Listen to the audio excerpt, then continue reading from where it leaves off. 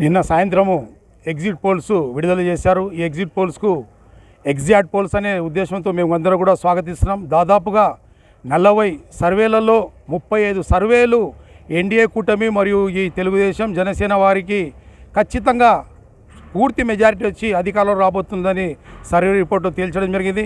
దాదాపుగా 35 సర్వేల రిపోర్ట్లలో అనుకూలంగా వచ్చాయంటే ఈరోజు రేపు 4వ తారీఖు ఈ ఎగ్జాక్ట్ పోల్స్గానే ప్రతి ఒక్కరు కూడా భావించి రాబోయే రోజుల్లో తప్పకుండా తెలుగుదేశం పార్టీ అధికారంలో రాబోతుందని అందరూ కూడా ఆశిస్తున్నాం. అలాగే ఎన్డీఏ తరఫున నరేంద్ర మోడీ గారు కూడా ప్రధానమంత్రి కాబోతున్నారని కూడా అందరికీ శుభాకాంక్షలు ముందుగానే తెలియపరుస్తున్నాం.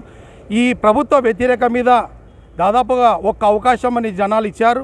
ఒక్క అవకాశం అని ఇచ్చిన ఈ అవకాశాన్ని ఆయన సద్వినియోగం చేసుకోక ఒక్క అవకాశం ఇచ్చినందుకు ప్రజలందరూ కూడా ఇబ్బందులు పాలై ప్రజలందరూ కూడా ఎన్నో రకాలుగా ఇబ్బందులై ముఖ్యంగా ఉద్యోగస్తులైతేనేమి ప్రతి ఒక్కరు కూడా అందరూ కూడా దాని మీద వాళ్ళు వ్యతిరేకత ఉన్నారు.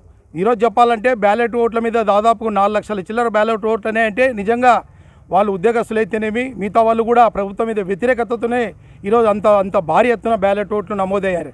ఈరోజు చంద్రబాబు నాయుడు గారికి మరొకసారి ప్రజలు నమ్మి ఖచ్చితంగా సరైన నాయకుడు చంద్రబాబు నాయుడు గారే రాష్ట్రాన్ని పరిపాలించే ఒక వ్యక్తి చంద్రబాబు నాయుడుతోనే సాధ్యము.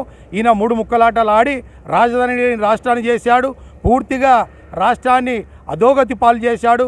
రాష్ట్రాన్ని గాడిలో పెట్టాలంటే చంద్రబాబు నాయుడు గారు అయితేనే దీనికి సరైన నాయకుడైన ప్రజలు నమ్మి ఆయనని మరొకసారి ముఖ్యమంత్రి చేయడానికి ప్రజలందరూ కూడా స్వాగతం పలకడానికి వాళ్ళు ముందుకు వచ్చి ఆయనకు అధికారం చేపట్టడానికి ప్రజలందరూ కూడా తీర్పిచ్చారని నేను అందరు కూడా ఓట్లేసి అధికారాన్ని తెచ్చినటువంటి ఓటర్లందరికీ కూడా మహాశయులందరికీ కూడా వాళ్ళకు ధన్యవాదాలు తెలుపుకుంటున్నాను.